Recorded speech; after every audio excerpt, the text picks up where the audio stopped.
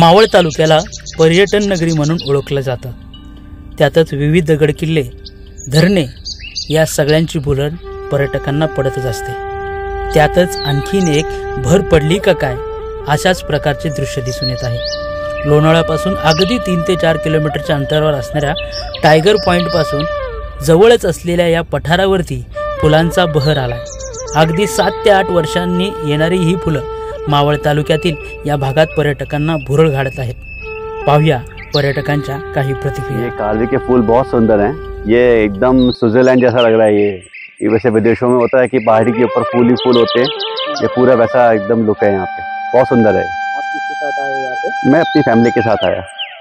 ये देखना अपने आप में, इसको निहारना ही अपने आप में एंजॉयमेंट है। इसको देख के 15 मिनट आधा घंटा बैठ के देखो, यही सबसे बड़ा एंजॉयमेंट है। अभी जाएंगे आगे, घूम के आएंगे, आगे तक देख के आते हैं। हाँ, हो सकता है फूलों की वजह से आ रहे हो। माथेरानवरून आली आहे। पर्सनली इंस्टाग्राम मध्ये खूपच ट्रेंड चालू होता हा लोणावळा मध्ये हा 7 वर्षानंतर आलेला हा फ्लावरचा पूर्ण गार्डनिंग आहे।